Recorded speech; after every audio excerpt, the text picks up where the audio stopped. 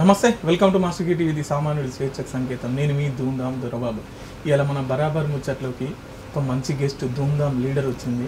అక్క పరిచయం లేనటువంటి వ్యక్తి, కాంగ్రెస్ మహిళా నేత కాల్వ సుజాతకు వచ్చింది.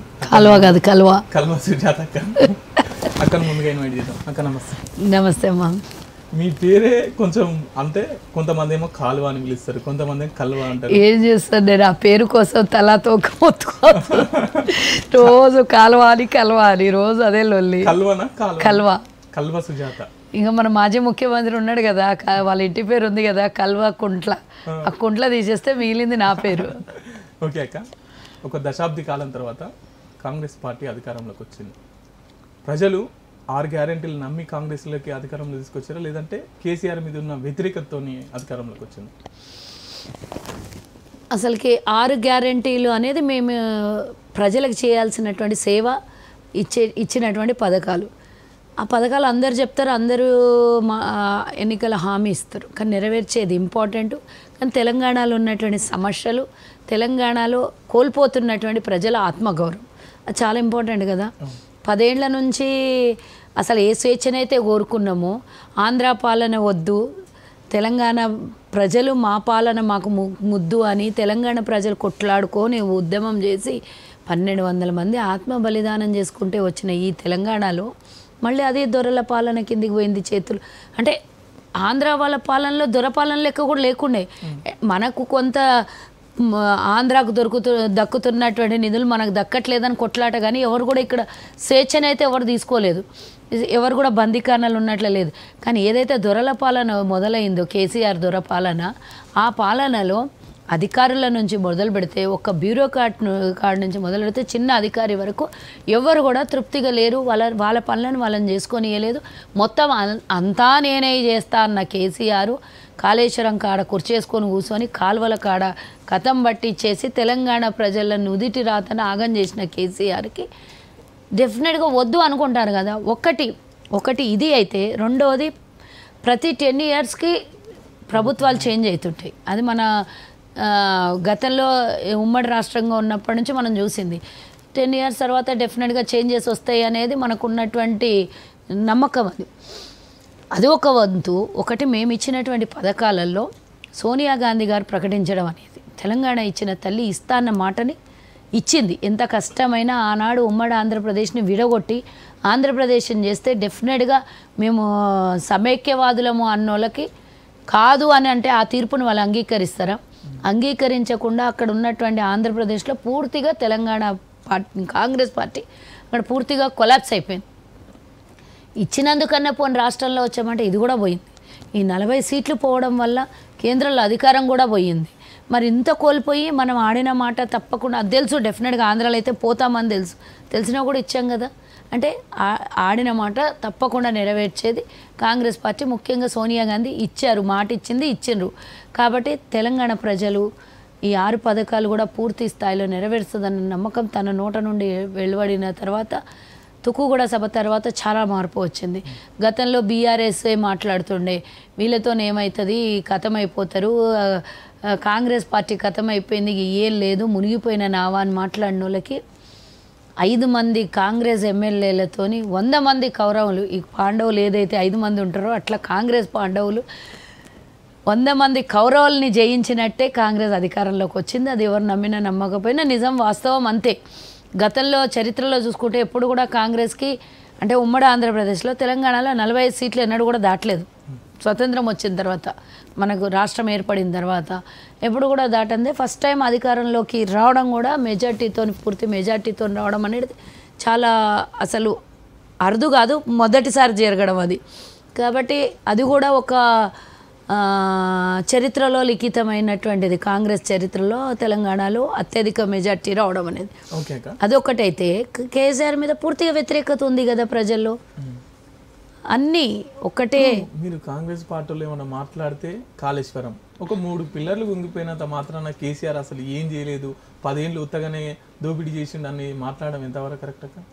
మూడేనా మీ లెక్క ప్రకారం? కొన్ని ఏమన్నా వాళ్ళు ఫోన్ చేసి చెప్పిరా ఏంది? ప్రాజెక్ట్ అన్నప్పుడు కొన్ని అవకతవకలు జరుగుతాయి, కొంత డిస్టర్బెన్స్ జరుగుతాయి. ఇప్పుడు మనం ఇల్లు కడితేనే ఒక 3 నెలలు అయితే పర్రెలు వస్తుంటాయి. దాన్ని పునర్వినియోగించుకోవాల్సింది పోయి దాన్ని అట్లనే దాన్ని చూపెడుతూ దాన్ని అట్లనే వదిలిపెట్టి పర్రెలు వస్తే ప్లాస్టరింగ్ చేసుకుంటాం ఇంటికైతే. కానీ పగిలిపోతే పిల్లర్లు పడిపోతే మీద చెత్త కూడా పడిపోతుంది. అది తెలుసా మీకు? తెలిసేమో అనుకుంటా కదా. మరి కేసీఆర్ అయితే స్పెషల్ ఇంజనీర్ ఆయన తెలుసో తెలియదో, మరి నాకైతే తెలియదు. కానీ పిల్లలు గుంగిపోతే పర్వాలేదు, మీద స్లాబ్లే గుంగిపోయినాయి, మీద బ్రిడ్జే గుంగిపోయింది కదా. అది ఒకటే కాదు, పెద్ద పెద్ద బీటులు వారింది.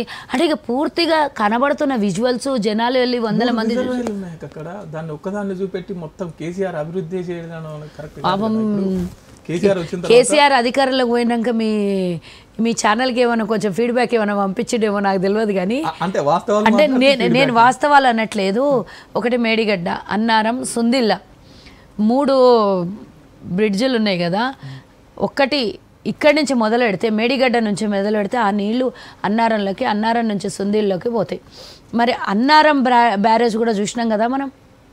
అన్నారం బ్యారేజ్లో ఏమైంది? పిల్లల కింద నుంచి లీక్ అయ్యి నీళ్ళు వస్తున్నాయి. ఇప్పుడు నీళ్ళు ఆపినందుకే ఇప్పుడు కుంగిపోయినాడు. ఎన్నికల ముందు నెల రోజుల ముందు పిల్లలు పూర్తిగా కుంగిపోతే 3 పిల్లలు కుంగిపోయింది.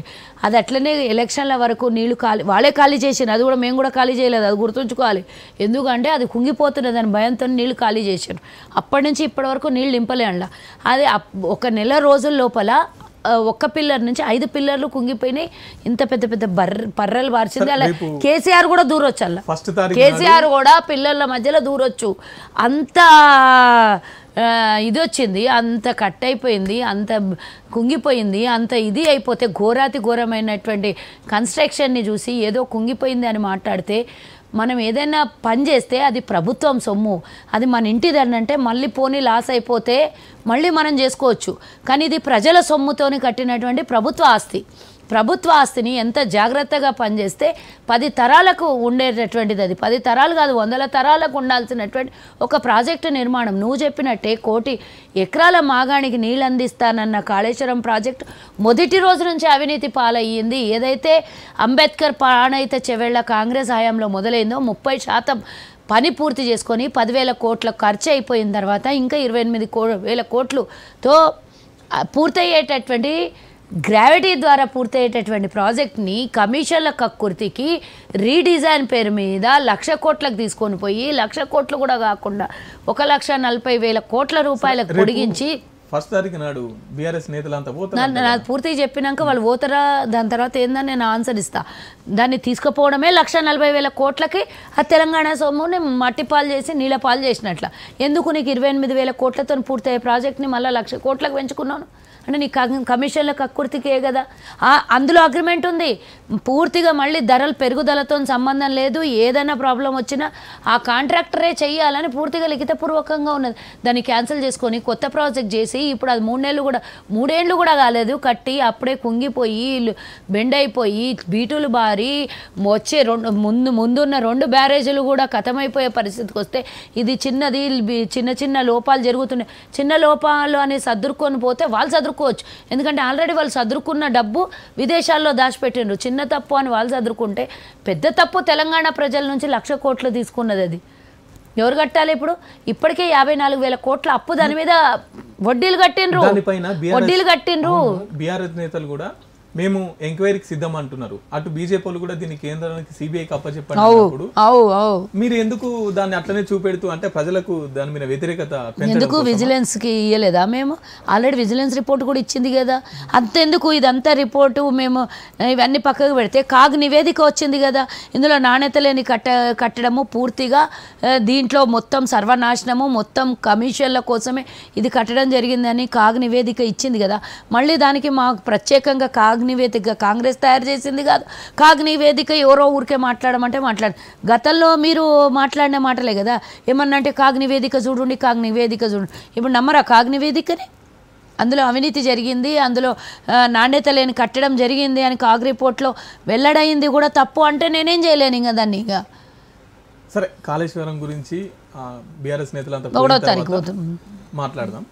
సరే, మీరు ఇందాక మాట్లాడుతూ ప్రజలు 6 గ్యారెంటీలు నమ్మి కూడా 1వ తారీఖు పోతున్నారు అన్నావు కదా. మరి ఫస్ట్ వెళ్తున్నారంట కేటీఆర్ మొత్తం. అవును, మరి మేము పిలిచినప్పుడు ఏమన్నారు? ఏం చేయని పోతుర్రా, ఏటిగడ్డకు పోతుర్రా, మట్టిగడ్డకు పోతున్నారా, ఏం పీకని పోతున్నావు అన్న కేసీఆర్కి ఇప్పుడు ఏం పీకి వస్తాడో చెప్పాలి. కాదు, నేను ఒకటి అడుగుతాక, కేసీఆర్ ఆ నల్గొండ మీటింగ్ ఏర్పాటు చేసిన తర్వాత మీరు ఇక్కడ కాళేశ్వరం పోదామన్నారా? ఫస్ట్ మీరు అన్నారా? వాళ్ళు ప్రకటించుకున్న తర్వాత ఫస్ట్ ఆఫ్ ఆల్ ఒక మాజీ ముఖ్యమంత్రికి, ఒక అసెంబ్లీ సభ్యుడికి కనీసం ఇంకిత జ్ఞానం ఉందా, బుద్ధి జ్ఞానం, సిగ్గు శరం ఉందా అని అడుగుతున్నా.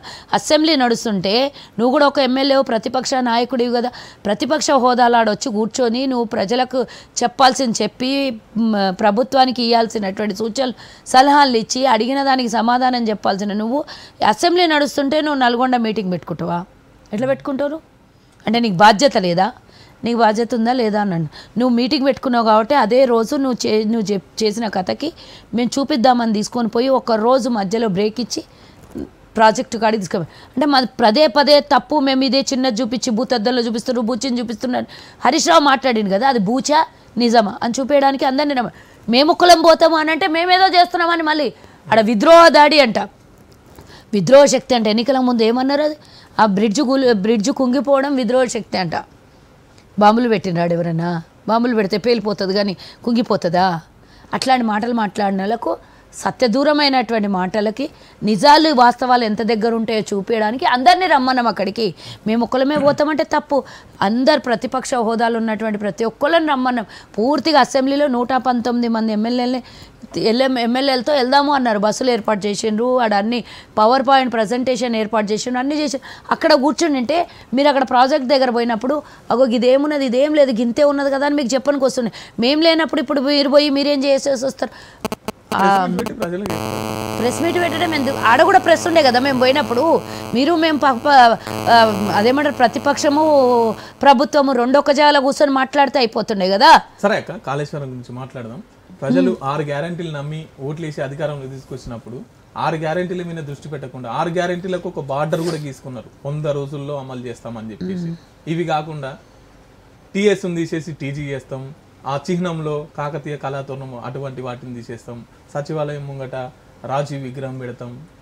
వీటి మీద కాన్సన్ట్రేషన్ చేస్తుండే ముఖ్యమంత్రి, వీటి మీద కాకుండా అని చెప్పేసి ఒక విమర్శ వస్తుంది. నీకు ఇప్పుడు మేము ఇచ్చిన హామీల మీద కాన్సన్ట్రేషన్ చేయలేదు అనేది బాధనా, లేకపోతే అవేమన్నా పెట్టినామో అనే బాధనా? రెండుట్లో ఏ బాధన? ఒకటి 2 నెలలు గడిచిపోతుంది అమ్మా. అదేదో 2000 రోజుల్లాగా అనిపోయింది నీకు. ఆడ 3600 రోజుల్ని భరించి 30 రోజులకే మీ బాధ స్టార్ట్ అయ్యింది అని అంటే దీనికన్నా పెద్ద ఆశ్చర్యం ఏం లేదు. మేము 100 రోజుల హామీ 100 రోజులు అడిగినాం. మేము ప్రజలకు సమాధానం చెప్పుకోగలుగుతాము. ప్రజలు మాకు అడుగుతారు, ప్రజలకు మేము సమాధానం చెప్పగలుగుతాం. ప్రజలకు మా మధ్యలో వారది ప్రతిపక్షం ఉండాలి, కానీ ఆ ప్రతిపక్షం లేకుండా ప్రతిపక్ష హోదాలో ప్రశ్నించాలి, సూచనలు సలహాలు ఇవ్వాలి, కానీ వ్యతిరేకంగా మాట్లాడడం నేను చూడలేదు. మొదటి రోజే అసెంబ్లీ పొద్దుగాలనేమో మేము గౌరవిస్తున్నాము, ప్రజా తీర్పుని గౌరవిస్తున్నాము అన్నోళ్ళు అసెంబ్లీ స్టార్ట్ కాగానే ఏదో 1.8%తో గెలిచిరు మీరు, ఎన్ని రోజులో ఉండదు. మొదటి రోజు నుంచే మొదలుపెట్టిన ప్రభుత్వం కూలిపోతుంది. వాళ్ళకి చిత్తశుద్ధి, ప్రతిపక్షంలో ప్రజలు ఇచ్చిన మ్యాండేట్ని కూర్చొని దాని మీద పనిచేయాల్సింది పోయి మా ప్రభుత్వం కూలిపోతుంది అన్నోళ్ళ మీద మీరు అడగకుండా, మేము ఇచ్చిన పథకాల హామీల మీద పనిచేయకుండా మీరు ఇవన్నీ అని అంటారు కదా. నేను అడుగుతున్నా, ఏం చేయట్లేదు మేము? ఉద్యోగాలు వేయలేదా మేము?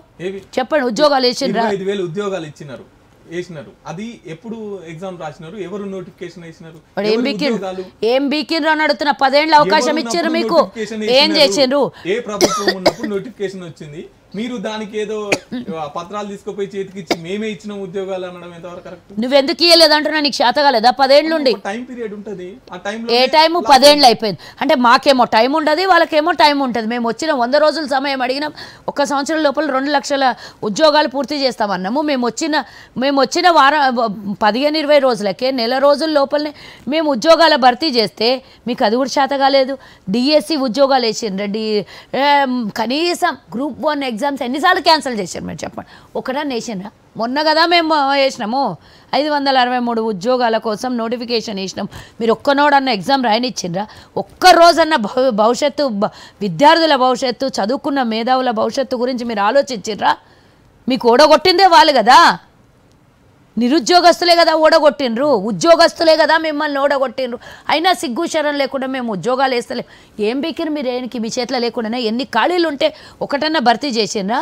ఉద్యోగాలు రాయక నోటిఫికేషన్ లేకపోవడం ఒక తప్పు అయితే, నోటిఫికేషన్ వేసి ఎగ్జామ్ రాసినా వాళ్ళని అట్లా కాలయాపన చేయించి వాళ్ళని ఇబ్బంది పెట్టింది ఒక తప్పు. మళ్ళీ మేము చేసినామని పీకుడు పెద్ద సలహాలు ఇచ్చుకున్నాడు ఎంతవరకు కరెక్టు? నర్సింగ్ పోస్టులు ఇస్తే మేము ఇచ్చినాం పత్రాలు ఇచ్చిండ్రు అంటాడు. మేము కానిస్టేబుల్ ఉద్యోగాలకి సర్టిఫికేట్లు ఇస్తే మేము ఉద్యోగాలకు భర్తీ చేస్తే మేము ఇచ్చినాము అంటారు. మేము ఏం చేసినాం అన్నాడు. మీరు ఏం చేయలేదు ఎందుకు మరి? అదే మీకు సమయం 3,6 ఒకటి అడుగుతక్క, బీఆర్ఎస్ పార్టీ అభివృద్ధి గురించి మంచి గురించి 10 ఏళ్లలో ఒక 2 ముచ్చట్లు చెప్పాక. నువ్వు చెప్పు, నేనెందుకు చెప్తా? నువ్వు చెప్పు ఏమేం చేసిన. ఏం నచ్చట్లేదా నీకు చెప్పు. ఇగో ఇది చేసిన అక్క, ఇది చేసిన నచ్చట్లేదా? కరెంట్ వచ్చింది, నీళ్ళు వచ్చినాయి. ఎవరది కరెంట్ ఇచ్చింది? ఎవరు ఇచ్చినారు? భారతదేశం మొత్తం కరెంట్ ఉన్నది, ఇక్కడ ఒక్కజా లేదు. అంత ముందుకు కాంగ్రెస్ ఉన్నప్పుడు అన్ని రాష్ట్రాల గురించే చెప్తున్నా నేను. ఇప్పుడు టెక్నాలజీ పెరిగింది. మేమన్నీ మొదలు పెట్టినాక వీళ్ళు పూర్తి చేసుకున్నాక వచ్చి మేము మెట్రో రైలు స్టార్ట్ చేస్తే మేము పని అంతా పూర్తి చేసినాక వచ్చి సెల్ఫీలు దిగినట్లు కాదు. అన్ని ఈరోజు ఏ రాష్ట్రాలల్లో పవర్ ప్రాబ్లం ఏమి పెద్దగా ఇబ్బంది లేదు. మేము అన్నీ ఆ రోజు చేసినటువంటివే ఇప్పుడు దాన్ని ఎండింగ్ తీసుకొని వచ్చి మేము చేసినామా అని చెప్పేసి నేను అడుగుతున్నా. ఈరోజు విద్యుత్ కొనుగోలు చేయకుండా విద్యుత్ ఉత్పత్తి తెలంగాణలో ఏం చేసిండు కేసీఆర్? నాకు చెప్పు. కొనుగోలు చేసిండా, ఉత్పత్తి చేసిండా? 10 రూపాయలకు దొరుకుతుంటే 15 రూపాయలు పెట్టి కొని దాన్ని నేను చేసిన అంటావు. 7 లక్షల కోట్ల అప్పు భారం. నువ్వు చేయకున్నా పర్లేదు, ఉన్నది ఉంచకపోతేవి కదా. మాకు చెయ్యకున్నా పర్లేదు, ఉన్నది ఉంచకపోతేవి. నీళ్ళ పేరు మీద దోపిడీ, నేల పేరు మీద దోపిడీ, ఉద్యోగాల పేరు మీద దోపిడీ, మనుషుల పేరు మీద దోపిడీ, అన్ని దోపిడీలు చేసినావు. గత ప్రభుత్వాలు ఏం చేయలేదా? 65 ఏళ్ల పాలనలో నీకు తెలంగాణ ఇచ్చినప్పుడు 17,000 కోట్ల మిగులు బడ్జెట్ ఇస్తే ఈరోజు 7 లక్షల కోట్ల అప్పుతో పాటు ఒక్క సంవత్సరానికి నువ్వు చెప్పినట్టే బడ్జెట్ 2,88,000 కోట్ల అనే నువ్వే నిన్న వచ్చినటువంటి చూసిండ్రు కదా మీరు రిపోర్ట్, నిన్న వచ్చింది కదా. 2,88,000 కోట్ల రూపాయలు లెక్కాపత్రం లేకుండా ఖర్చు పెట్టినది. ఎవరింటికి పోయినాయి? ఏడికి పోయినాయి చెప్పు? కాల్తలే మనకందరు. నీకు కాల్తలేదా చెప్పు? ఎవరి పైసా అది? 2 ఇప్పుడు అభివృద్ధి పెరిగిందప్పుడు జీడిపి కూడా పెరుగుతుంది కదా. అప్పులైన ఏడ పెరిగింది జీడిపి? అవును, అప్పుడు 1,00,000 ఉన్న దాన్ని ఇప్పుడు 2,70,000 కోట్లకు ఎట్లా తీర్మానం చేసినారు? అంకెల గారడు ఎన్నైనా చేయొచ్చు, అభివృద్ధి చేసి చూపించాలి, దానికి ఖర్చు పెట్టింది లెక్కలు చూపించాలి.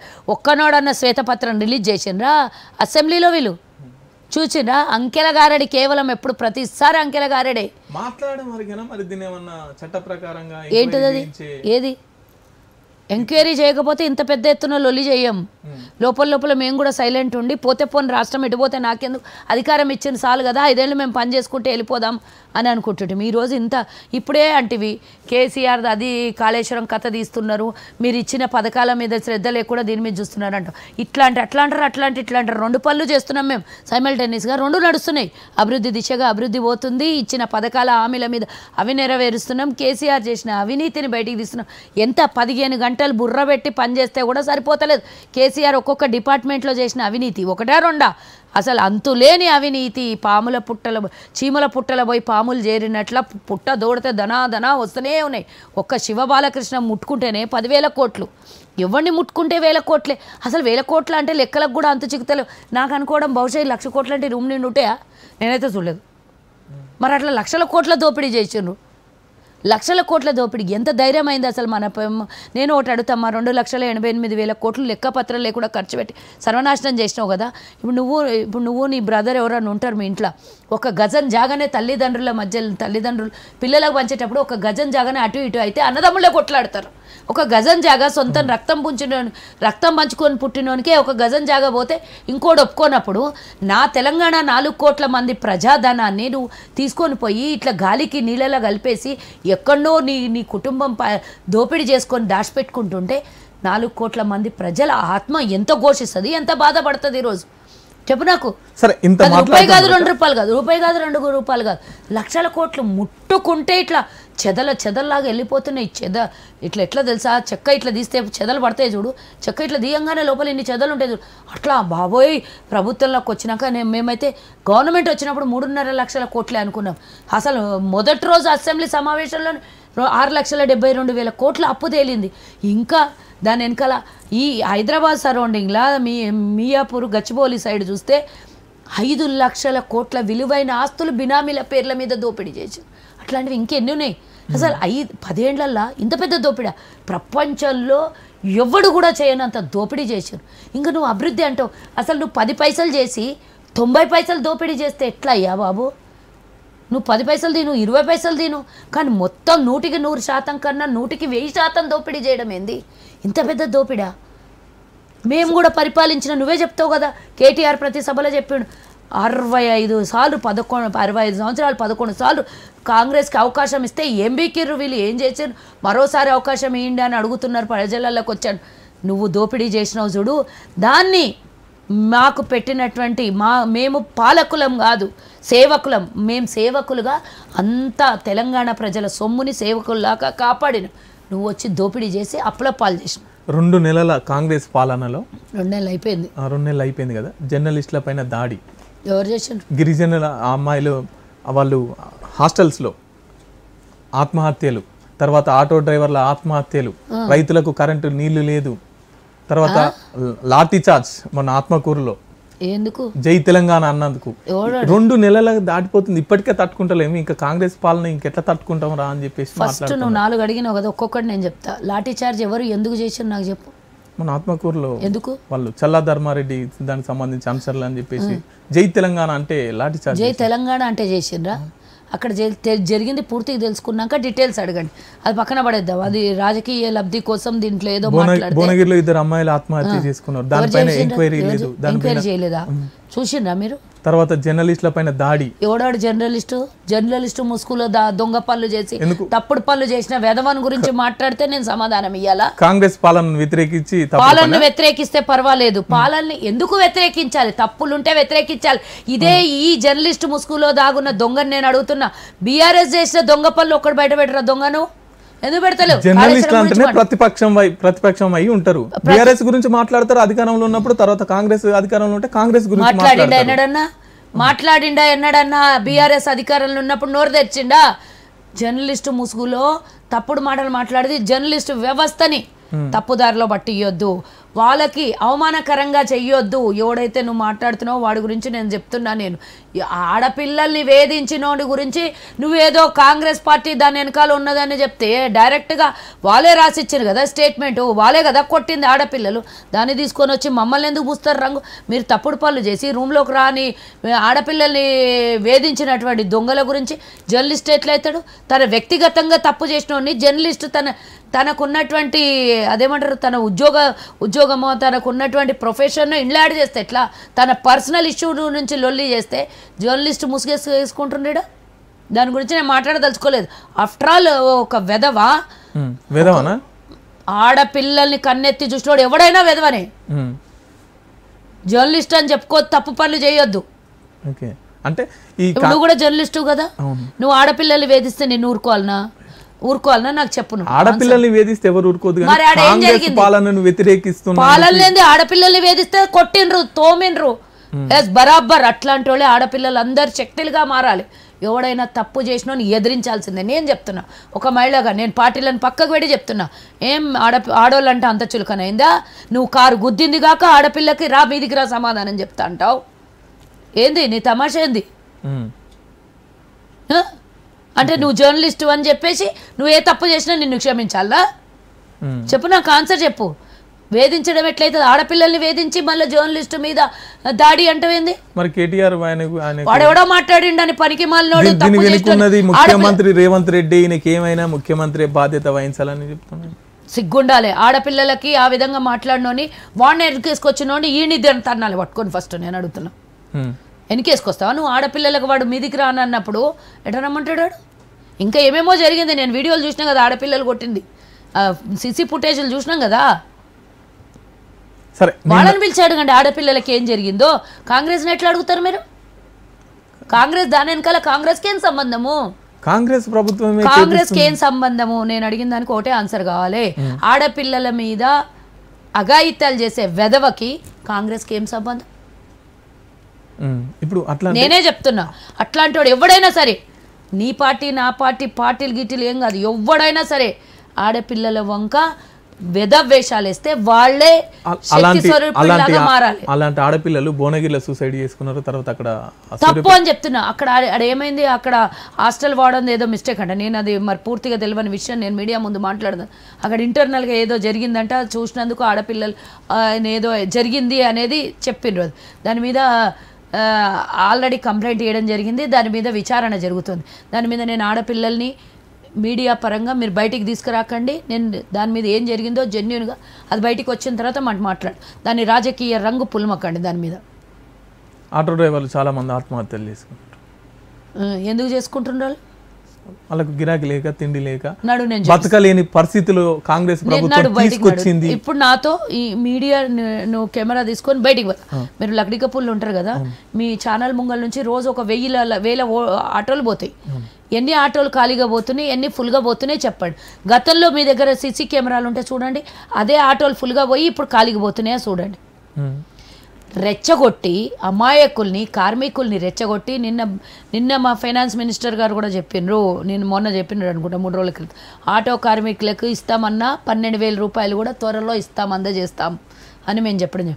ఒక్కొండన్నా నువ్వు కాపాడనోనివి. ఈరోజు ఆనాడు ఇంటర్ విద్యార్థులు ఆత్మహత్యలు చేసుకొని పిల్లలు అభం శుభం తెలియని పిల్లల్ని గ్లోబరైన వల్ల బిల్డింగ్ల మీదకి వెళ్ళి దుంకి చచ్చిపోయిన, సూసైడ్ చేసుకుని పసి పిల్లల్ని చంపిన నువ్వు, నీ కుటుంబం కోసం గ్లోబరీని ఇవ్వందది చంపిన మీరు, 35 మంది ఆర్టీసీ ఉద్యోగస్తుల్ని చంపి పొట్టన పెట్టుకున్న మీరు, నేరేళ్ల ఘటనలో రైతులకు బేడీలేసిండ్రు మీరు, దళితుని ఎన్కౌంటర్ చేయించింది మీరు. ఈరోజు వచ్చి కాంగ్రెస్ని ఎక్కిరిస్తే, కాంగ్రెస్ గురించి మాట్లాడితే మేము చూస్తూ ఊరుకుంటాం అనుకుంటారు. మేము వచ్చిన 70 రోజుల్లోనే తట్టుకోలేకపోతుర్రే, మీరు ప్రతిపక్షంలో ఉండలేని పరిస్థితికి వచ్చారు, ఏమైపోతారో లాస్ట్ వరకు అనేది భయమవుతుంది నాకు. అంటే అధికారం కావాలి, అధికార దాహం, ప్రజలు కాదు, ప్రజల పరిపాలన కాదు, అసలు ఎలాంటిది ప్రజల గురించి పట్టింపు లేదు. ఆటోలో పోయిండు ఈ సింగినాథం. నేను అడుగుతాను, నేను గతంలో ఎన్నడని ఈ ఆటో కార్మికులు పైన యాదగిరి గుట్టాల అంగరంగ వైభవంగా కట్టినా అని చెప్పుకునేటటువంటి నువ్వు దేవాలయం దగ్గర కార్మికులు, ఆటో కార్మికులకు మీదికి పోనీయకుండా ఆ రోజు ఎందుకు ఆపినవయ్యా? మరి నిన్న బీర్లో ఏమన్నా పైకి ఆటో కార్మికులకు పర్మిషన్ ఇచ్చిండు, మీ వ్యాపారం మీరు చేసుకోండి అని. మరి ఏం బిక్కిండ్రు? ఈ ప్రభుత్వం ఏం చేసింది? ఫ్రీ బస్ ఉంది కాబట్టి ఆటోలు ఉన్నా ఒకటే లేకున్నా ఒకటే అని చెప్పేసి వదిలినట్టున్నారు. ఆల్రెడీ ఫ్రీ బస్ నడుస్తున్నది కదా, ఆటోలు ఉన్నా ఒకటే లేకపోయినా ఒకటే అని వదిలినట్టున్నారు. అంతే. ఫ్రీ బస్ ఏంది? ఆల్రెడీ ఫ్రీగా ఎక్కించుకోపోతున్నారు కదా, ఎప్పటికుంది కదా అది. అంటే ఫ్రీ బస్సులోనే పోవాలన్నదా? ఇప్పుడు నేను అడుగుతా, మరి రాష్ట్రంలో ఫ్రీ బస్సు ఉంటే ఆటోలు ఉన్నాయి ఒకటి లేని ఒకటి అని ఎందుకు అనుకోలేదు? మరి అది అట్లా అనుకోనే కదా నేను ఒకటి అడుగుతా, మీ ఊరు ఎవరు? జనగాం జిల్లా. జనగాం పోవాలంటే ఏమిట్లో పోతావు? నేను నా బండి మీద పోతా, లేదంటే బస్సులో పోతా. కానీ ఆటోలో పోవు కదా. మరి ఆటో కార్మికుడికి వచ్చిన నష్టం ఏంది? ఆటో కార్మికుడు కాదు, కొంతమంది బస్సులు లేకపోతే చెప్పు నాకు, చెప్పు బస్సు లేకపోతే క్రూజర్లో పోతారు, టాటా ఏసీలో పోతారు, వాళ్ళకు కూడా ఇబ్బంది కదా, వాళ్ళు కూడా బతకలేని పరిస్థితి. బస్సులు లేకుంటే ఆగన్న బస్సుల కోసం పోతాడు. ఈ నుంచి ఒక 10 కిలోమీటర్లు పోవాలంటే మధ్యతరగతి, చిన్న తరగతి వాళ్ళు ఎవరు కూడా ఆటోలలో పోరు. ఆటోలో పోయేటోడు ఎన్నడు బస్సులు ఎక్కడు. సరే, కాంగ్రెస్ నాకు అడిగిన దానికి ఆన్సర్ చెప్పాలి. ఆటో కార్మికుల్ని రెచ్చగొట్టి వాళ్ళని చంపుతున్న పాపం మీది కాదు. నేను అడుగుతున్నా, తాండూరు వాళ్ళు పూటగడక వాళ్ళు చచ్చిపోతుంటే వాళ్ళకి దాన్ని ఎగ్జామ్స్ ఇస్తున్నా. నాది తాండూరు నుంచి హైదరాబాద్ వస్తా నేను. అయితే బస్సులు వస్తా, కార్లు వస్తా, ట్రైన్లు వస్తా, ఆటోలో అయితే రాను కదా. మరి నేను బస్సు దిగినాక, నేను బస్సులనే వచ్చినా అనుకో, మెహందీపట్నంలో ఉన్న బస్సులు దిగితే నా ఇల్లు బంజారా హిల్స్ ఉంటుంది, నేను రావాలంటే ఆటోలనే ఎక్కి రావాలి. లేదా బస్సులో దిగి మా ఇంటి గల్లీలోకి పోవాలని అంటే, మా కాలనీలోకి లోపలికి పోవాలంటే మళ్ళీ ఆటో ఎక్కాలి. కానీ అదే బస్సు మా ఇంటి వరకు రాదు కదా, మళ్ళీ అదే దిగి ఆటోనే ఎక్కిపోవాలి కదా నేను. మరి అదే ఆటోలు ఎక్కేవాళ్ళు ఆటోలనే ఎక్కుతున్నారు, బస్సులో పోయేటోళ్ళు బస్సులో పోతున్నారు. స్టార్టింగ్లో కొంచెం ఉచితంగా మహిళలకు ఇచ్చినటువంటి సౌకర్యాన్ని వాళ్ళు ఆనందంగా తిరిగిండ్రు. ఇప్పుడు యథాతథంగా నడుస్తున్నది కదా, ఎవరి పనులు వాళ్ళు చేసుకుంటారు కదా, ఎందుకు రెచ్చగొట్టినాను అంటే 51% తెలంగాణలో ఉన్నటువంటి మహిళలకి మేము ఉచితంగా బస్సు ఇస్తే కన్నుగుట్టి ఓర్వలేని గుణంతో నీ క్యాబినెట్లో, మొదటి క్యాబినెట్లో, తెలంగాణ ఆవిర్భావం అయిన తర్వాత మొదటి ప్రభుత్వంలో క్యాబినెట్లో ఒక మంత్రి పదవి ఇవ్వకపోతే, మహిళా కమిషన్ ఏర్పాటు చేయకపోతే, మహిళల్ని నువ్వు గౌరవించకపోతే, కానీ మళ్ళా మేము వచ్చిన ప్రభుత్వంలో మేము మహిళల్ని గౌరవిస్తే తట్టుకోలేని పరిస్థితుల్లో నీకు చాతగాక ఆటో కార్మికుల్ని రెచ్చగొట్టి వాళ్ళు చావు కారణమైంది నువ్వు.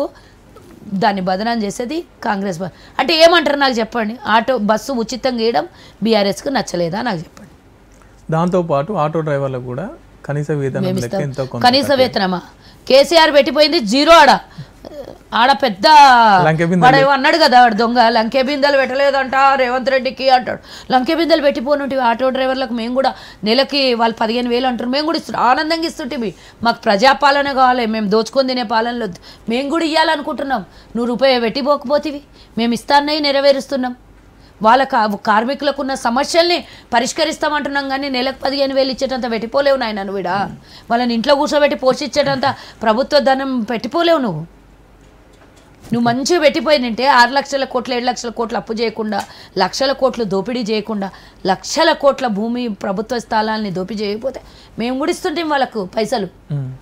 మొత్తం దోసుకొని తిని ఈ రోజు వచ్చి కాంగ్రెస్ ఏం చేయలేదని. కాంగ్రెస్ అధికారంలోకి వచ్చిందని చెప్పుకోవాలి, కానీ తెలంగాణ ఇచ్చింది మేమే, ఇదంతా ఇందిరమ్మ రాజ్యం. బరాబర్ తెలంగాణ 1200 మంది అమరుల త్యాగాలు, సకల జనుల సమ్మెలు, పోరాటాలు, కవులు, కళాకారులు, ఇంతమంది కొట్లాడుకున్న తెలంగాణను మేం కాదన్నమా, కాంగ్రెస్ పార్టీ మేము ఎన్నడన్నా కాదన్నమా మాట.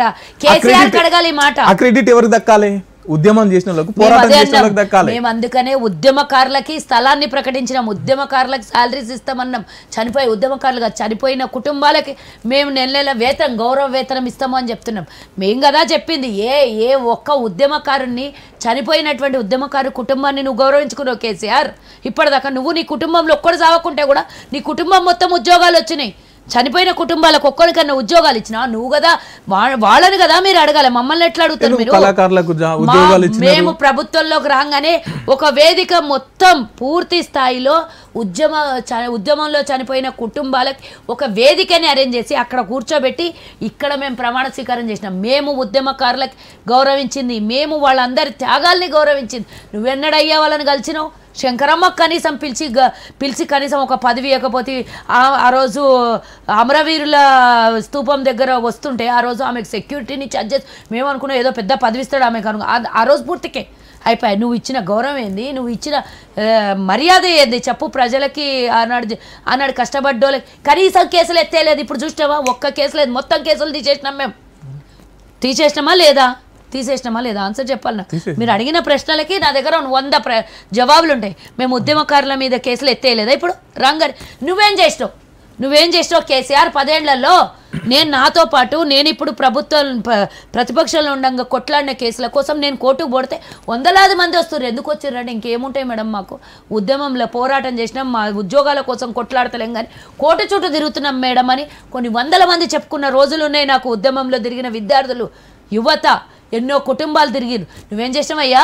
పెద్ద ముచ్చట్లు మాట్లాడుతావు. నీకేం హక్కున్నది అసలు తెలంగాణ ఉద్యమకారుల మీద మాట్లాడి? అసలు తెలంగాణ గడ్డ మీద నువ్వు చేసింది ఏంది? కేవలం నీ అధికారం కోసం, నీ అధికార దాహం కోసం నీ కుటుంబం అంతా రావులకు మొత్తం ఉద్యోగాలు కల్పించుకున్నావు. రిటైర్డ్ అయిన వాళ్ళకు కూడా రావులను తెచ్చి ఉద్యోగాలు రెడ్డిలకు కల్పించుకుంటున్నాడు. ఎవరు సామాజిక వర్గాన్ని వారు కాపాడుకుంటున్నారు. సామాజిక వర్గాన్ని అందరికి న్యాయం చేస్తున్నారు, అది అబద్ధం. మొత్తం నువ్వు ఏ కమిటీ చేసినా ప్రతి కమిటీలో పూర్తిగా సామాజిక న్యాయం ఉంటుంది. అలా గుర్తుంచుకోండి, అందరికీ న్యాయం జరుగుతుంది. కేసీఆర్ లాగా రిటైర్డ్ అయిన 1060 మందిని తీసుకొని వచ్చి లక్షల జీతాలు ఇవ్వలేదు ఎవరు కూడా. తప్పుడు పనులు చెయ్యరు, ప్రజలకు తెలియకుండా ఏది కూడా దాపరికంగా జరగదు. కేవలం ప్రజాపాలన నడుస్తుంది, గుర్తుంచుకోండి. ఈ 5 ఏళ్ళు పూర్తి స్థాయిలో అదే విధంగా పరిపాలన సాగిస్తాం. లోక్సభ ఎన్నికలు, పార్లమెంట్ ఎన్నికల్లో 14 గెలుస్తామని చెప్పేసి రేవంత్ రెడ్డి అంటున్నారు. బీజేపీ వాళ్ళు 17కు 17 అంటున్నారు. బీఆర్ఎస్ కూడా 17కు 17 అంటున్నారు. అయితే బీజేపీ వాళ్ళు ఏమంటున్నారు అంటే అక్కడ కేంద్రంలో కాంగ్రెస్ రాదు కాదు, ఎట్లాగొచ్చేది నరేంద్ర మోడీయే కాబట్టి కిషన్ రెడ్డి మాట్లాడుతున్నారు. కిషన్ రెడ్డి ఎట్లా కాంగ్రెస్ రాదు కాబట్టి ఇక్కడ మన నరేంద్ర మోడీని ఆశీర్వదించాలని చెప్పేసి విజయ సంకల్ప పెట్టి మాట్లాడుతున్నారు. ఏం కోసం చేస్తున్న విజయ సంకల్పన? నా తెలంగాణకి ఇచ్చిన హామీలు ఒక్కటి తీసుకుని నెరవేర్చి ఈడొచ్చి విజయ సంకల్ప యాత్ర పెట్టమనాలి. నా తెలంగాణ అస్తిత్వాన్నే అగౌరవపరిచినటువంటి మోదీకి తెలంగాణ ఓటర్లు ఎట్లా ఓటేయాలని అడుగుతున్నా నేను. తెలంగాణ ఇయ్యడాన్ని అగౌరవపరిచిన పార్లమెంట్ సాక్షిగా ఒక్కసారిగా 2 సార్లు నువ్వు అగౌరవపరిచినావు. తల్లిని జబ్బి బిడ్డను బతికిచ్చినావు అంటే నువ్వు ఎవరిని అవమానించినావు? తెలంగాణ ఉద్యమకారులను అవమానించినావా? తెలంగాణ ఆత్మగౌరవాన్ని అవమానపరిచినావు? ఎవరిని అవమానపరిచినావు? నీకు ఎట్లా ఓటేయాలి?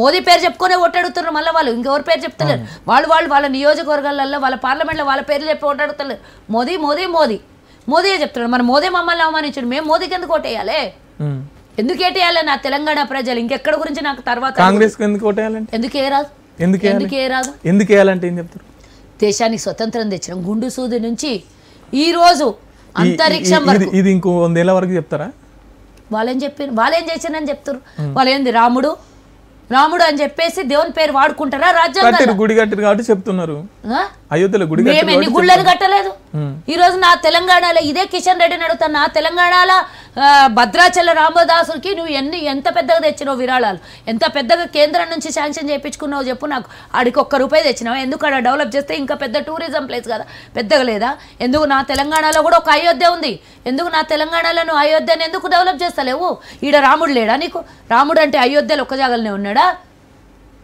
ఆడ రాముడు నిజమైతే ఈడ రాముడు నిజమే కదా ఇప్పుడు స్వయంగా కిషన్ రెడ్డి నేను అడిగిన దానికి ఆన్సర్ కావాలి నా దగ్గర ఎందుకు మీరు తెలంగాణ ప్రజలు మీరు చెప్పండి జవాబు నా తెలంగాణలో ఉన్న భద్రాద్రికి ఎప్పుడన్నా మోదీ ₹1 ఇచ్చిండా ఇదే మోదీ కోట ఏమంటున్నావు కదా ₹1 ఇచ్చిండా ఇదే సమ్మక్క సారక్క ప్రపంచవ్యాప్తంగా ప్రఖ్యాతిగాంచినటువంటి సమ్మక్క సారక్క గిరిజన జాతరకి నువ్వు ఈ రోజు 3 కోట్లు అంట ఏమవుతుంది 1.5 మంది జనాభా దర్శించుకున్న దానికి జాతీయ హోదా కల్పియమంటే మేము కల్పియమని జాతర సమయంలో పవిత్ర రోజుల్లో చెప్పినటువంటి కిషన్ రెడ్డికి మేము ఓటేయాలనా మీరు 4 గెలిచి ఏం పొడిచి చేసిండ్రు ఎన్నడేం పార్లమెంట్లో తెలంగాణ సమస్యల గురించి మాట్లాడి ఏమేమి తీసుకొని వచ్చింది ఈ 5 ఏళ్లలో మళ్ళీ మీకేం వెయ్యాలి ఈ కాళేశ్వరం గురించి అవినీతి గురించి మీరు ఏం పెట్టినరా మీరు పార్లమెంట్లో పెట్టినరా సిబిఐకి అప్పచెప్పలేదని మాకు అడుగుతున్నారు కదా ఇప్పుడు మేము సిబిఐకి అప్పచెప్తే మీరు ములాఖాత్ అయి ఆ కేసు నీళ్ళలో కలిపేయడానికే అవును ఎంతవరకు కరెక్ట్ అక్క ఇప్పుడు కరెక్ట్ నాకు చెప్పు నువ్వు కరెక్ట్ కాదని చెప్పు Kishan Reddy already press meet పెట్టి ప్రకటించాడు మేము ఎవరితోని పొత్తు పెట్టుకోవట్లేదు అని చెప్పేసి కిషన్ రెడ్డి ప్రకటించాడు తర్వాత బండి సంజయ్ కొంత రూడ్ గా కూడా ప్రకటించాడు మళ్ళా మరి మీ ముఖ్యమంత్రి గారు మన ముఖ్యమంత్రి గారు వాళ్ళకి చీకటి ఒప్పందం వీళ్ళు బరబ్బర్ లేకపోతే కవిత అరెస్ట్ అప్పుడే జరగాలి కదా వాళ్ళన్నమాట మేమన్నమాట కాదు కవిత గంటల అరెస్ట్ అవుతుంది బ్రేకింగ్ న్యూస్ వస్తుంది అన్ని వస్తుంది అని చెప్పిన వాళ్ళు ఏమైంది మరి అది కోర్టు సమస్య కోర్టు అది మరి ముందే మాట్లాడాలి కదా వీళ్ళెందుకు ఇన్వాల్వ్ అయిన ఫస్ట్ వీళ్ళెందుకు ఇన్వాల్వ్ అయిన బీజేపీకి ఏం సంబంధం ఆ ఇష్యూతోని ఎందుకు బయటకు వచ్చిండ్రు ఎందుకు చెప్పిర్రు మేము అరెస్ట్ చేస్తాం కవితను అరెస్ట్ చేస్తాం కేసీఆర్ కాళేశ్వరం కథ పెద్దది మా దగ్గర ఏటీఎం కార్డు లాగా వాడుకుంటున్నాడు ఆయన మీద కేసులున్నాయి ఆయన మీద ఆధారాలున్నాయి మాకు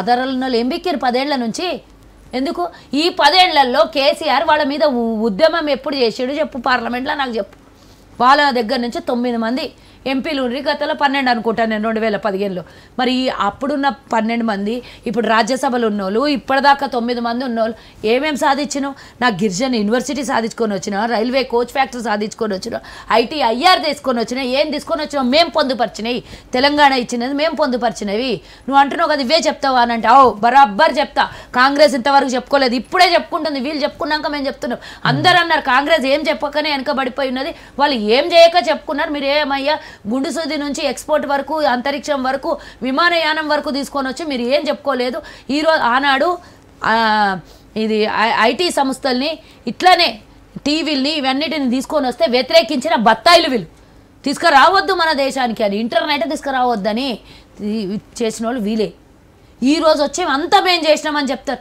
ఆ రోజు వ్యతిరేకించి పోరాటం చేసి ఉద్యమం చేసి ధర్నాలు చేసిన వాళ్ళు ఈరోజు ఇది అయిపోయింది ఏం ముఖం పెట్టుకొని నా తెలంగాణలో చోటాడుతూ ఆ రోజున్న ₹71 పెట్రోల్ నాకు చెయ్యి ఓటేస్తా ఆ రోజున్న ₹50 డీజిల్ ధర చెయ్యి ఈరోజు ₹1 తగ్గించకుండా పర్లేదు నువ్వు అన్నావు కదా ఈరోజు క్రూడ్ ఆయిల్ ధర మేమున్నప్పుడు $130 ఉంటుండే ఈరోజు $70 $80 వస్తే నువ్వు నాకు 110 ఎందుకు ఇస్తున్నావు నాకు నేను ఎందుకు వేయాలి నీకు ఓటు ఏం చేసినామని నాకు తెలంగాణ ప్రజలు నీకు ఓటు వేయాలి మేము కదా ఆనాడు ఆటన 10 పైసలు 20 పైసలు పెరిగితే బట్టలు చింపుకున్నారు రోడ్ల మీద అవే బట్టలు ఇప్పుడు చింపుకొనికి వస్తలేవు ₹100 పెరిగితే కూడా వంట నూనె మీద ₹100 పెరిగాయి నిత్యావసరాల సరుకుల ధరలు ఆకాశంగా పోయినాయి ప్రతి ఒక్క రాష్ట్రంలో వీళ్ళు ఎక్కడెక్కడ పరిపాలన చేస్తారో అక్కడ ఆడపిల్లలకు భద్రత లేదు మళ్ళీ మీకు ఓటేసి ఇక్కడ తెలంగాణలో మళ్ళీ మీకు అత్యధికంగా ఇచ్చి మేము 51% ఉన్న మహిళల మీద మళ్ళీ ఇబ్బంది తెచ్చుకుందామా నిన్న మాట్లాడిండు ఈ బండి సంజయ్ మా పొన్నమన్న తల్లినే శంకిచ్చి మాట్లాడతావా నువ్వు? ఆయన తల్లిని అనలేదు అంట, మళ్ళీ మాట్లాడిండు ఆయన. తల్లిని అనలేదు, తల్లి నువ్వు మళ్ళీ నువ్వు ఆయన ఎన్నికేసుకొని వస్తావా? నేను చూపియాల వీడియో మంచిగా ఉండాలమ్మా అని చెప్పేసి కూడా ప్రకటించిండు ఆయన. అంటే అదే మాది రోడ్డు మీద పోయి చెప్పుతో కొట్టి ఇంట్లోకి వచ్చి కాలు మొక్కినట్టు అవుతుంది. ఎట్లా అంటావు నువ్వు? ఆ తల్లికే పుట్టినోని అని నమ్మకం ఏందని అంటావు నువ్వు? నేను అనరాదు ఆ మాట, నేను అన్నాను. ఏ తల్లి అయినా తల్లే, నేను అనొద్దు. కానీ నీ ఇంకిత జ్ఞానానికి వదిలేస్తున్నా. ఇక గిట్లాంటి మాట్లాడేటోళ్ళకు ఆడపిల్లలు మాకు గౌరవం ఉన్న వాళ్ళం, మేము వాళ్ళకి మళ్ళీ ఓటేసి మళ్ళీ ఇంకోసారి గెలిపించుకుందాం. ఇంత ముందు కంటే నలుగురు ఉన్నారు కదడా, ఏం తీసుకొచ్చిండ్రు? 9 మంది ఉన్నారు కదా, ఏం చేసిండ్రు? మొన్న అసెంబ్లీ ఎన్నికలకి కవితను అరెస్ట్ చేస్తామన్న వాళ్ళు ఎందుకు అరెస్ట్ చేయలేదు? ఇప్పుడు కూడా నిన్న కేసు ఉంటే ఆమె ఎలక్షన్ క్యాంపెయినింగ్లో బిజీ ఉన్నదంట, రాదంట. అదే సామాన్యుడు ఎవడన్నా వాళ్ళకి కోర్టు వాయిదాలు ఉంటే పోకపోతే ఏమవుతుంది? అరెస్ట్ చేస్తారా లేదా? రిమాండ్ చేస్తారా లేదా? మరి కవితకి ఎందుకు అయితే లేదు? ఈడీ ముందర వస్తుంది, తర్వాత మోడీ తర్వాత వస్తాడు. ఎవరి మీద ఏటు పెట్టాలంటే నిన్న చూసినావు కదా హిమాచల్ ప్రదేశ్లో ఇంత దారుణమా? ఆడ 6 మంది ఎమ్మెల్యేలని కిడ్నాప్ చేస్తారు, పోలీసుని సిఆర్పిని పెట్టి ఎత్తుకపోతారు మా ఎమ్మెల్యేని. ఇంత దారుణమా? దేశాల పరిస్థితి ఏడికి తీసుకుపోతారు మీరు? మళ్ళీ మా తెలంగాణలో స్వేచ్ఛావాయులు ఇప్పుడిప్పుడే పీల్చుకుంటున్న తెలంగాణలో మా సౌత్ రాష్ట్రాలల్లో మీరు కాలు పెడదాం అనుకుంటే కళ, మీరు ఇవన్నీ చేద్దాం అనుకుంటే కథమైపోతారు. ఇంత ముందుకు బీఆర్ఎస్ ఇది ప్రభుత్వం ఉండదు అని చెప్పినారు. ఇప్పుడు బీజేపీ వాళ్ళు కూడా అంటున్నారు ఈ ప్రభుత్వం 5 ఏళ్ల దాకా కొనసాగదు, ఈ గుంపు మేస్త్రికి పరిపాలన చేత కాదని చెప్పేసి మాట్లాడుతున్నారు. ఏం చేసిండంట? 3 నెలల్లో మాది చూసినావు కదా, 2 నెలలు అయింది మాది, 2.5 నెలలు అయింది మాది. చూసినావు కదా పరిపాలన ఎట్లుంటుందో, చూసినావు కదా. ఈరోజు చూస్తే కదా డ్రగ్స్ మీద వాళ్ళ బీజేపీలో దొరుకుతున్నంత. వాళ్ళు చేసేదంతా చెప్పేదంతా శ్రీరంగ నీతులు, చేసేవని గవ్వే పళ్ళు. అట్లనే ఉండే వాళ్ళ పనులని, వాళ్ళ దందాలంతా అంతా. నీకు పూజ చేయమంటారు, వెనకాల పోయి తాగుతారు. వాళ్ళు చేసేవి గవ్వే ఉంటాయి. మీకు కొత్తగా హిందూ ధర్మం నేర్పిస్తారు, మాకు కొత్తగా దేవుళ్ళని పూజలు చేసేది నేర్పిస్తారు. మీరు మాకు తెలియదా? మీరు పుట్టక ముందే సనాతన ధర్మం పుట్టింది. మీరు పుట్టక ముందే ప్రపంచంలో దేవుళ్ళు ఉన్నారు, 3 కోటి దేవుళ్ళు ఉన్నారు. నువ్వు రాముడిని పూజ చేయమంటే నేను చేయాలి? నాకు తెలియదా రాముడి? నీకన్నా ఎక్కువ పూజ చేయగలుగుతాం, నీకన్నా ఎక్కువ మాకు ఆధ్యాత్మిక చింతనలు ఉంటాయి. సో చివరిగా కల్వ సుజాత అక్కను ఏ పోస్ట్లో ఏ హోదాలో చూసుకోవచ్చు? ఏదో ఒక హోదాలో కంపల్సరీ చూసుకుందాం. ఎందుకక్క మీ విషయంలో అంత లేటు అవుతుంది? నా ఒక విషయం ఏంది, ఇంక ఇయరే లేదు కదా. ఎమ్మెల్యే టికెట్ పోయింది, అది అఫ్ కోర్స్ అది మిస్టేక్ జరిగింది డెఫినెట్గా. ఇప్పుడైతే ఇస్తారు కదా, ఇంకా ఇయ్యలేదు కదా, ఏం అనౌన్స్ కాలేదు కదా. ఏమైనా అనౌన్స్ ఏమైనా కాంగ్రెస్ పార్టీనే నమ్ముకున్న వాళ్ళని వెనుకబెడుతుందా? లేదు, అదంటే మరి కదా. ఇవన్నీ ఎవరు పుట్టించినా నేను నమ్మను. కాంగ్రెస్ ఎందుకంటే అద్దంకి దయాకర్ పరిస్థితి కూడా అదే. ఎమ్మెల్యే అన్నారు కట్ చేస్తే మందుల స్వామిలు, ఎమ్మెల్సీ అన్నారు కట్ చేస్తే బల్మురి వెంకటు. ఇప్పుడు నెక్స్ట్ ఏందో కూడా తెలియని పరిస్థితి. ఒక్కళ్ళ ఎగ్జాంపుల్ చూసి అందరికి అంతలోనే జరిగిందని అంటే ఎట్లయితుంది? ఆయనకి ఇంకా మంచి హోదా వస్తుందేమో, ఎట్లా అనుకుంటున్నావు? రాదు అనేది మాత్రం కల్లో కూడా జరగదు. ఇది కాంగ్రెస్, ఇది బీఆర్ఎస్ కాదు నియంత పాలన చేసేది. ఇక్కడ మాకు అందరు నాయకులతో కలిసి ముఖ్యమంత్రి గారు ప్రతి వేదిక మీద మాట్లాడిన మాటలు చూస్తున్నారు. మా మంత్రి రూపాయి ఇస్తే మా మంత్రి ఇచ్చిండని చెప్తున్నారు, ముఖ్యమంత్రి ఇచ్చిండని చెప్తలేరు. అంతా అప్పుడేమో కేసీఆరే కాళేశ్వరం కాడ కూర్చేసుకొని కూర్చుంటాడు, కేసీఆరే చేస్తాడు. కానీ మా మంత్రులు మా ముఖ్యమంత్రి అట్లా చెప్తారు. అట్లా ఏమన్నా మీకు హామీ ఇచ్చిండా ముఖ్యమంత్రి గారు? హామీ ఇస్తారు కదా, ఎట్లా ఇస్తారు? అవన్నీ ఏం చెప్తారు? ఇస్తారు. నేను పార్టీని నమ్ముకున్న దాన్ని, పార్టీ కోసం పనిచేసిన దాన్ని, పార్టీ అంటే లాయల్గా ఉండేదాన్ని. ఇంకోటి ముఖ్యంగా చెప్పాలని అంటే నిజమైన ఏదున్నా తప్పు ఉంటే తప్పుని వ్యతిరేకించిన దాన్ని. కమ్యూనిటీ పరంగా ఒక్కదాన్ని ఉన్నా, మహిళగా ఉన్నా, వాళ్ళకి అన్నీ తెలుసు కదా. రేవంత్ అన్న అంటే అన్న అనుకున్నా. మా మంత్రులందరూ నా కుటుంబం సభ్యుల్లాగా చూసుకున్నారు నన్ను. డెఫినెట్గా అందరూ ఆశీర్వాదం ఉంటుంది, వస్తుంది, తప్పకుండా వస్తుంది. నేను దానికోసం నేనేం పని చేయలేదు కదా ఇన్నేళ్ళు. అఫ్కోర్స్ పదవి కావాలని అందరికి ఆశ ఉంటుంది. నేనేం శుద్ధపూసనని, నాకేం పదవి లేకుండా కూడా నేనేమి హనుమంతుడు గుండెలు చీల్చుకొని శ్రీరాముడు కనిపించినట్లు కాదు కదా నాది. డెఫినెట్గా ఒక ఆశ అంటూ పుడుతుంది, మనిషికి అయితే ఆశ ఉంటుంది. మనిషికి ఆశ లేదు ఎవ్వడు భూమి మీద పుట్టలేదు. అది అట్లా చెప్పిండ్రు అంటే అబద్ధం మాట. అది డెఫినెట్గా ఆశ ఉంటుంది, ఎదగాలని ఆశ ఉంటుంది. అది కూడా ఏంది, మనకు పవర్ వస్తే 10 మందికి మనం అడిగిన వాళ్ళకి సహాయం చేసే శక్తి మన దగ్గర ఉంటుంది కాబట్టి డెఫినెట్గా నేను ఒక హోదాలు ఉంటే 10 మందికి సాయం చేసే శక్తి నా దగ్గర ఉంటుంది కాబట్టి రావాలనుకుంటాం. 10 ఏళ్ళ ఆకాంక్ష నెరవేరింది. కాంగ్రెస్ అధికారంలోకి వచ్చింది. తెలంగాణ సపరేట్ అయిన తర్వాత ఇప్పుడు మేము ఉమ్మడి ఆంధ్రప్రదేశ్లో ఉంటే మాకు కూడా ప్రత్యేకంగా కల్వ సుజాత ఉన్నదని రికగ్నైజ్ చేసేట లోపల 10 కోట్ల మంది జనాభాలో మనం రికగ్నైజ్ కాకపోతుండే. ఇప్పుడు చిన్న స్టేట్లలో చిన్న కాంగ్రెస్ పార్టీలో 10 ఏళ్ల నుంచి ప్రతిపక్షాలు ఉన్నా పట్టుకొని ఉన్నాం. ఏ పార్టీకి పోకుండా లాయల్గా ఉండి ఎన్ని థ్రెటన్స్ వచ్చినా, ఎన్ని ఇబ్బందులైనా, ఎన్ని ఆర్థిక నష్టాలు జరిగినా, ఎన్ని కష్టాలు వచ్చినా పార్టీకి పట్టుకొని ఉన్నాం. కాబట్టి మనలాంటి వాళ్ళు ఎవ్వరున్నా కూడా రేవంత్ రెడ్డి గారు నిన్న చెవేళ సభలో కూడా చెప్పిండ్రు, వార్డు మెంబర్ నుంచి మొదలు పెడితే జిల్లా పరిషత్ చైర్మన్ నామినేటెడ్ పదవుల వరకు పార్టీలో పనిచేసిన వాళ్ళకు కాంగ్రెస్ వాళ్ళకే స్వచ్ఛందంగా ఇన్ని రోజులు త్యాగం చేసుకొని భుజాల మీద కండువా, భుజాల మీద జెండా మోషణానికే వస్తుందని చెప్పారు. పక్కా అంతే ఉంటుంది కదా. చివరిగా మా మాస్టర్కి టీవీ ప్రేక్షకులకు ఏమైనా చెప్పాలనుకుంటాను? ఎస్, డెఫినెట్గా. అంటే ఈరోజు బీజేపీ మాట్లాడుతున్న మాటలు ఒక రకంగా ఉంటే మీరందరూ కాంగ్రెస్ లాగా ఒక సిద్ధాంతపరంగా అంబేద్కర్ రాసిన రాజ్యాంగాన్ని నమ్ముకున్నటువంటి మీ ఛానల్ని ఇదే విధంగా ప్రజల వద్దకు మీది ప్యూర్లీ వాయిస్ వెళ్ళాలని కోరుకుంటున్నా. మీ ఛానల్ కూడా ఇంతింతై ఒటిడింతని గతంలో నేను స్నేహ టీవీలో మీతో చాలా షేర్ చేసుకున్నాను. ఇప్పుడు కూడా ఈ ఛానల్కి ఇంకా అభివృద్ధి జరగాలి, మంచి వ్యూవర్షిప్స్ రావాలి. మీరు ఇచ్చినటువంటి ప్రతి మెసేజ్ ప్రజల దగ్గరికి వెళ్ళి నిజమైన అంటే జర్నలిజం అంటే నిజమైన జర్నలిజంగా పనిచేయాలని కోరుకుంటున్నాను. ఓకే, థ్యాంక్ యూ అక్క, మీ విలువైన సమయాన్ని కేటాయించినందుకు. చూస్తున్నారు కదండి, దొరబాబుతో బరాబర్ ముచ్చట.